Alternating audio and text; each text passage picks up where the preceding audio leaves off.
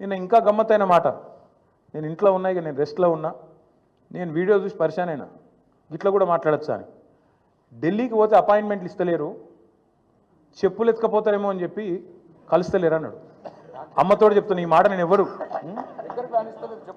చెప్పులు ఎత్తుకపోతారట. అరే చెప్పులు ఎత్తుకపోయేటోళ్ళు వేరే పార్టీ వాళ్ళు ఉన్నారు ఇక్కడ, అది వాళ్ళ కథ వేరు.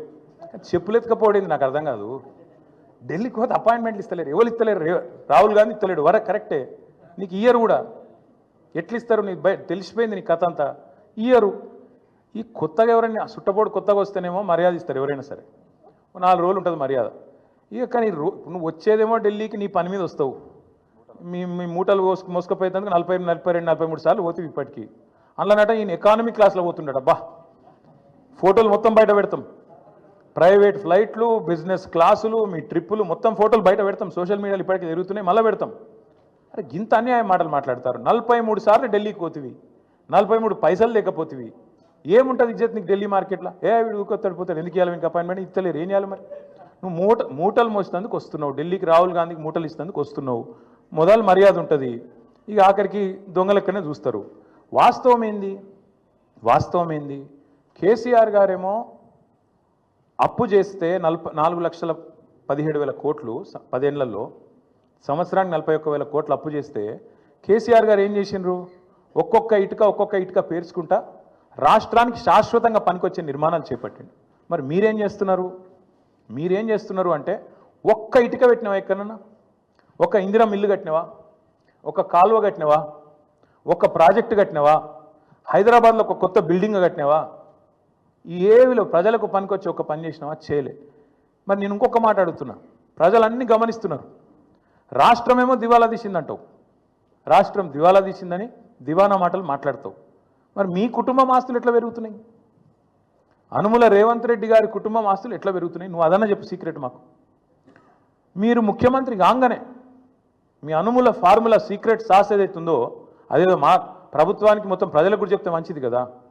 ముఖ్యమంత్రి అయిన 6 నెలల లోపలనే మీ అన్న అనుముల జగదీశ్వర్ రెడ్డి గారు 1000 కోట్ల పెట్టుబడి పెడతా అని మీతో ఒప్పందం కుదుర్చుకుంటాడు. స్వచ్ఛ బయో అనే కంపెనీ వస్తుంది, 1000 కోట్ల పెట్టుబడి పెడతా అని ఆయన గట్టుకొస్తాడు. మీ అల్లుడు వెంకట నరసింహారెడ్డి అనుకుంటా ఆయన పేరు, ఇంకేదో ఉన్నది పేరు, ఆయన కొన్ని వేల కోట్లతోని ఫార్మా కంపెనీ పెడతా అని చెప్పి లగచర్లకు వస్తాడు. దానికోసం నువ్వు మళ్ళీ అక్కడ మీ కొడంగల్లో రైతుల భూములు గుంజుకుంటావు.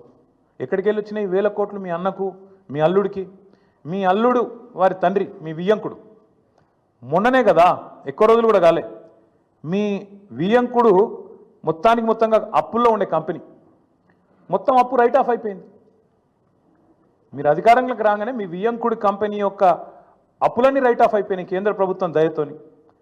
మీ జూబ్లీ హిల్స్ ప్యాలెస్ ఏదైతే ఉన్నది, ఇలా రేవంత్ రెడ్డి గారు ఎక్కడి నుంచి అయితే వర్క్ ఫ్రమ్ హోమ్ చేస్తున్నాడో 3 ఇంతలు పెరిగింది, పెద్దమ్మ గుడి దాకా వచ్చిందట, కొద్దిగా ఇవతలకు వస్తుందేమో. 2000 ఎకరాలు కొన్నాడు 4th సిటీ దగ్గర, మొత్తం వెల్దండ నుంచి మొదలు పెడితే 4th సిటీ దాకా 2000 ఎకరాలు వీళ్ళ బినామీలు, వీళ్ళ కుటుంబ ఆస్తులు పెరిగినాయి. 10 లక్షలు కూడా పెట్టుబడి లేని నీ బామ్మర్ది సృజన్ రెడ్డి 1137 కోట్ల కాంట్రాక్ట్ వచ్చింది. నీ అల్లుడు ఆస్తి పెరుగుతుంది, నీ బామ్మర్ది ఆస్తి పెరుగుతుంది, నీ కొండలరెడ్డి ఆస్తి పెరుగుతుంది, తిరుపతి రెడ్డి ఆస్తి పెరుగుతుంది, నీ వియంకున అప్పులు రైట్ ఆఫ్ అవుతాయి, నీ ఇల్లు 3 ఇంతలు పెరుగుతుంది, కానీ రాష్ట్రం మాత్రం సంకనాకిపోతుంది, దివాలా అయిపోతుంది. ఎట్లయితుంది మరి ఇది? అందుకే మేము అంటున్నాం, ఈ సీక్రెట్ ఏందో చెప్పండి మాకు కూడా, రాష్ట్రానికి చెప్పండి. మీ అన్నదమ్ములు, మీ కుటుంబ సభ్యులు, వాళ్ళ అప్పులు, వాళ్ళ ఆస్తుల గురించి కూడా చెప్పు. ఎట్లా పెడుతున్నారు సడన్గా పెట్టుబడులు పెద్ద ఎత్తున?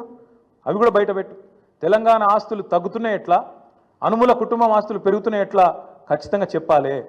కేసీఆర్ గారు తెచ్చిండు, 4,17,000 కోట్ల అప్పు తెచ్చిండు. ఏం చేసిండు కేసీఆర్? ఒక కాళేశ్వరం కట్టిండు, శాశ్వతంగా తెలంగాణకు కల్పతరువు లాంటి ప్రాజెక్టు కట్టి తెలంగాణను పంజాబ్ కంటే హర్యానా కంటే ముంగట నిలబెట్టిండు. వరి ధాన్యం ఉత్పత్తిలో నంబర్ 1 చేసిండు భారతదేశంలో కేసీఆర్. 90% పాలమూరు వలసల జిల్లాగా పేరుపడ్డ పాలమూరు రంగారెడ్డి ఎత్తిపోతల పథకాన్ని 90% పూర్తి చేసి ఒక పంపు కూడా ఆన్ చేసి మీ చేతుల్లో పెట్టిండు. 17 నెలలైంది, ఆ మిగతా 10% కూడా పూర్తి చేయలేని అసమర్థుడివి నువ్వు. కేసీఆర్ గారు అప్పు చేసిండు, కానీ ఇంటింటికి నల్లా పెట్టి నీళ్ళు ఇచ్చిండు. దగ్గర 30,000 కోట్లతోనే ఆ ప్రాజెక్టు పూర్తి చేసిండు. నువ్వు కనీసం ఆ ప్రాజెక్టును నడపలేకపోతున్నావు. ఎస్, కేసీఆర్ అప్పు చేసిండు. దేనికోసం చేసిండు? 1,00,000 కోట్లు పెట్టి తెలంగాణ ఏదైతే విద్యుత్ లోటుతోని ఆగమాగమైతుండేనో ఆ విద్యుత్ లోటుతో ఆగమాగమైన తెలంగాణను ఇలా 24 గంటల వెలుగు జిలుగుల తెలంగాణగా కేసీఆర్ గారు మార్చిండు. కేసీఆర్ గారు అప్పు చేసిండు. రైతు బంధు అనే పథకం పెట్టి రైతుల ఖాతాల్లో 70 లక్షల మంది రైతుల ఖాతాల్లో 73,000 కోట్ల రూపాయలు వాళ్ళ ఖాతాలు వేసిండు. భవిష్యత్తుకు ఒక శాపం పెట్టే విధంగా నిన్న ముఖ్యమంత్రి రేవంత్ రెడ్డి మాట్లాడిన దారుణమైన మాటలు ఏవైతున్నాయో అని చూసిన తర్వాత ఆరోగ్యం బాగాలేకపోయినా ఇంకోటి బాగాలేకపోయినా ఏదేమైనా సరే ఖచ్చితంగా నువ్వు పోవాల్సిందే, మాట్లాడాల్సిందే. పార్టీ తరఫున పార్టీగా మనం చెప్పాలి, మన వాదన పార్టీగా మనం చెప్పాలి తెలంగాణ ప్రజలకు కొన్ని వాస్తవాలు అని మా అధ్యక్షులు తెలంగాణ తొలి ముఖ్యమంత్రి కేసీఆర్ గారి ఆదేశం మేరకు ఇవాళ మనందరం ఇక్కడ కూర్చునున్నాం. నిజంగా నిన్న రేవంత్ రెడ్డి గారు మాట్లాడిన మాటలు చూస్తే స్వతంత్ర భారతదేశ చరిత్రలోనే అత్యంత అసమర్థుడు, ఒక చేతగానివాడు, ఒక పనికిరాని దక్షత లేని పాలకుడు ఇంకొకరు లేరు ఈ దేశంలో అనేది మాత్రం తేలిపోయింది. అట్లాగే ఇంకోటి కూడా తేలిపోయింది. ఏవైతే వీళ్ళు ఒక 420 హామీలతో అభయ హస్తం అనే పేరు మీద ఇచ్చిన మేనిఫెస్టో, అందులో సబ్బండ వర్గాలకు కలిపి 420 హామీలు ఏవైతే ఇచ్చినరో కాంగ్రెస్ మేనిఫెస్టో ఈ శతాబ్దపు అతిపెద్ద మోసం అనేది కూడా తేలిపోయింది. అట్లాగే కేసీఆర్ గారు చిలుకకు చెప్పినట్టు చెప్పిండ్రు తెలంగాణ సమాజానికి.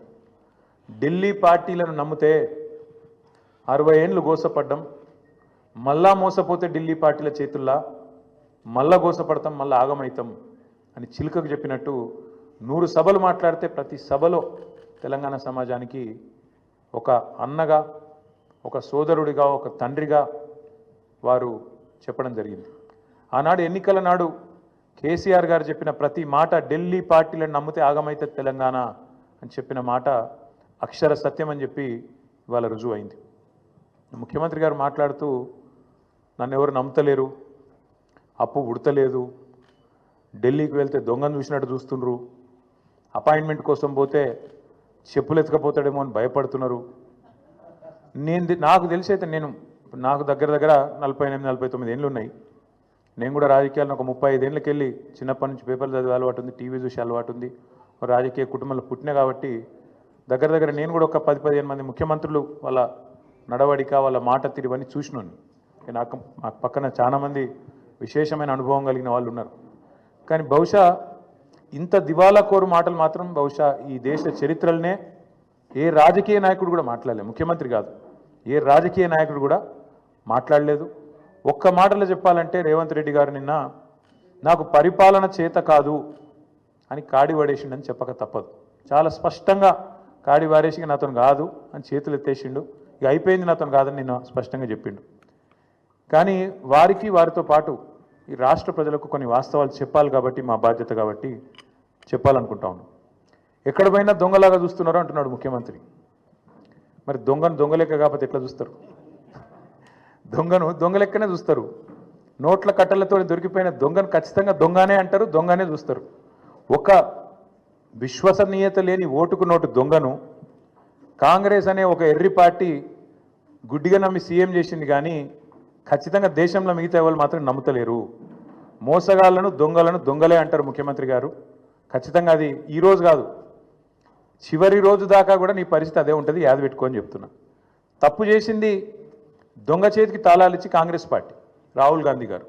ఈరోజు మే 6, 2025 నేను మీ అందరు గుర్తు చేస్తున్నా. సరిగ్గా 3 సంవత్సరాల కిందట ఇదే రోజు మే 6, 2022 నాడు రాహుల్ గాంధీ గారు వరంగల్కి వచ్చినారు. రైతు డిక్లరేషన్ అనే పేరిట ఆ రోజు రాహుల్ గాంధీ గారు చెప్పిన మాటలు 2 లక్షల రుణమాఫీ చేస్తామని, అట్లాగే రైతు భరోసా 15,000కు పెంచుతామని, అట్లాగే కౌలు రైతులకు రైతు బంధు ఇస్తామని, అట్లాగే రైతు కూలీలకు న్యాయం చేస్తామని వ్యవసాయ డిక్లరేషన్లో చెప్పి 3 సంవత్సరాలు దాటింది రాహుల్ గాంధీ గారు. అందుకే నేను అంటున్నా, తప్పు చేసింది రాహుల్ గాంధీ, తప్పు చేసింది ఏఐసిసి. దొంగ చేతికి తాళం ఇచ్చి ఇవాళ తెలంగాణ చేతికి చిప్పవచ్చే పరిస్థితి చేసింది ఖచ్చితంగా ఆల్ ఇండియా కాంగ్రెస్ కమిటీ. ముఖ్యంగా దానికి బాధ్యుడు లీడర్ ఆఫ్ ఆపోజిషన్గా ఉన్న రాహుల్ గాంధీ గారు అని చెప్పి నేను చెప్తా ఉన్నాను. అట్లాగే ఇవాళ ఎందుకు ఈ మాటలు, ఎందుకు ఈ ఫ్రస్ట్రేషన్ అని చెప్పి ఇప్పుడు కొంతమంది మిత్రులు వారితో కలిసి మేము వస్తున్నప్పుడు ఇక్కడికి కమలాకర్ గారు, నేను మాట్లాడుకుంటూ వచ్చినాం, వెంకటరమణారెడ్డి గారు, అట్లాగే మా ప్రశాంత్ రెడ్డి గారు మాట్లాడుకుంటూ వస్తుంటే వారందరూ అన్నది మాట ఒకటే, అధికారంలోకి వస్తామని వాళ్ళు అనుకోలేదు, అడ్డగోలుగా హామీలు ఇచ్చిండ్రు, నోటికొచ్చిన చెత్తవాగుడంతా వాగినరు, ఎవరేం చెప్తుంది రాసుకుంటూ వేయినరు మేనిఫెస్టో అనుకుంటా, ఇవాళ ఏం చేయాలనో తెలుస్తలేదు, వచ్చినాక మొత్తం నాశనం చేసిండ్రు. అట్లాంటి పరిస్థితి వచ్చింది కాబట్టి ఇవాళ కేవలం తప్పించుకోవడానికి, కేవలం ప్రజలను ఇక మాతో కాదు తప్పించుకోవడానికి మార్గాలు వెతుకుతూ, దొంగతనం చేసినాక దొంగ పారిపోయేటప్పుడు ఎట్లయితే మార్గాలు వెతుకుతాడో ఆ పద్ధతుల్లో రేవంత్ రెడ్డి గారు ఇవాళ మాట్లాడుతున్నట్టుగా ఆయన ఫ్రస్ట్రేషన్ చూస్తుంటే కనబడతా ఉన్నది. ఎన్ని మాటలు చెప్పిండండి మన రాష్ట్ర ప్రభుత్వ ఉద్యోగులకి, ఎన్ని హామీలు ఇచ్చిండు. అసలు ఉద్యోగుల గురించి, ఉద్యోగుల త్యాగాల గురించి, ఉద్యోగులు తెలంగాణ కోసం చేసిన పని గురించి రేవంత్ రెడ్డికి కనీసం ఇసుమంతన తెలుసా? అసలు ఆనాడు కేసీఆర్ గారు నిరాహార దీక్షకు పోయిందే ఉద్యోగ గర్జన సభ నుంచి. ఉద్యోగుల విషయంలో ఆనాడు ఒకసారి ఫ్రీ జోన్ హైదరాబాద్ అనే ఒక తీర్పు వస్తే దాన్ని ఖచ్చితంగా తిరస్కరిస్తున్నది తెలంగాణ సమాజం అని చెప్పి తెలంగాణ ఎన్జిఓల త్యాగాన్ని గుర్తు చేస్తూ తెలంగాణ